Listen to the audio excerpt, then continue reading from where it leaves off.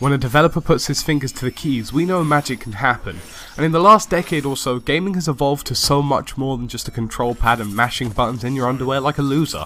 Gaming is now leading the way for innovation, new markets, and so much more. Franchises have revolutionized the way we play and have even influenced the world around us on a scale that we can't even begin to comprehend.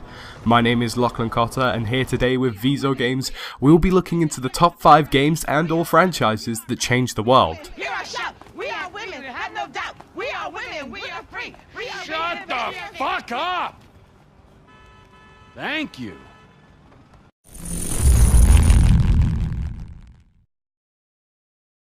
Mortal Kombat, the controversy king and newspapers around the world's best friend, changed gaming forever in the early 1990s. The bloodiness and goriness was a near first for the gaming industry with its signature fatality. In fact, the game caused so much trouble that a moral panic from the United States resulted in a US congressional hearing and paved the way for the Entertainment Software Rating Board, or as we know it, the ESRB system, the age rating system of which is a complete pain in the arse seeing as we can just order the game online anyways. So yes, ladies and gentlemen, the face-ripping, motherhood-hatred beloved game that we know as Mortal Kombat did basically create the age rating system, of which to that I say bravo.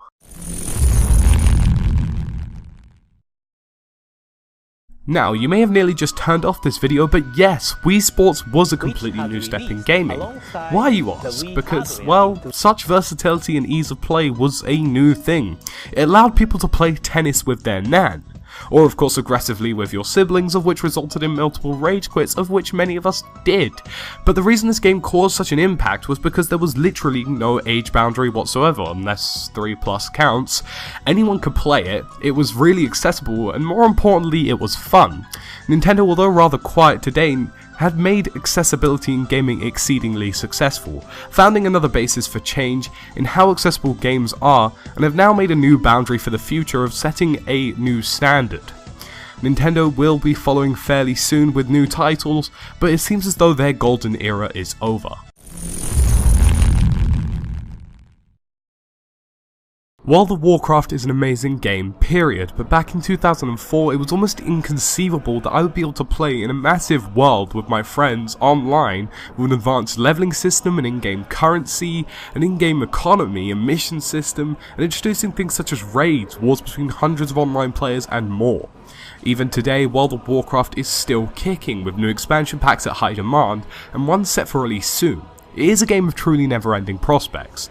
MMOs were scarce, strange, and often boring until World of Warcraft came along, and even its competitors such as The Elder Scrolls Online took some influence from it, and a lot is still to be learnt.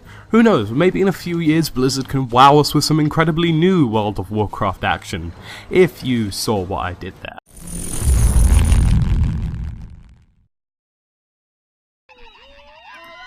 We all know and love the Grand Theft Auto franchise, but little did we know how much of an influence it would be on the world around us. GTA single-handedly pissed off every hardcore American supermom, invited every slow news day journalist, and more importantly, adapted our own social lives. Yes, it may sound strange, but Grand Theft Auto, if you ponder on it, is somewhat of a big step just in general.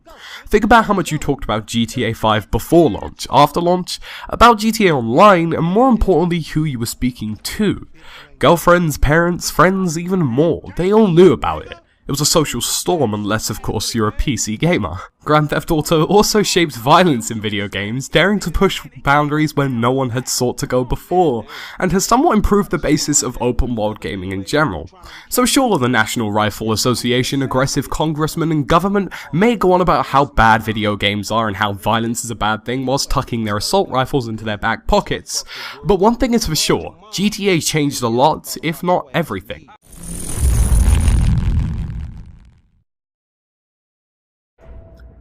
Now of course we're here at number 1, and Call of Duty.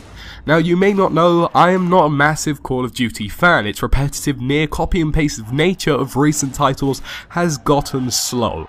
But regardless, COD is a great franchise. When Call of Duty Modern Warfare hit consoles worldwide, it built a ground of every single online FPS we know to date.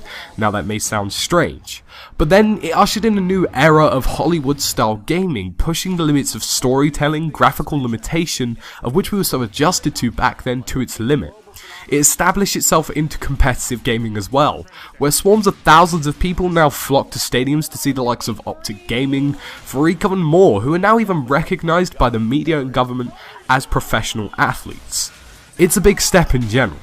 It then smashed its way into YouTube, bringing up a whole new age of gaming, montage, commentaries, and even what you're watching right now.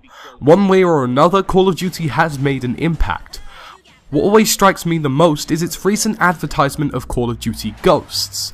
It's Call of Duty time, a simple phrase that can cause such a social and even economical impact that it's unreal. Although times have changed now, and competition for Infinity Ward, Activision and Treyarch alike is getting tough, we always know that Call of Duty will be there, and we'll be able to count on it every year for at least some kind of joy. That's about it for this week's top 5. Be sure to comment which top 5 you want to see done next. The highest voted will definitely feature soon.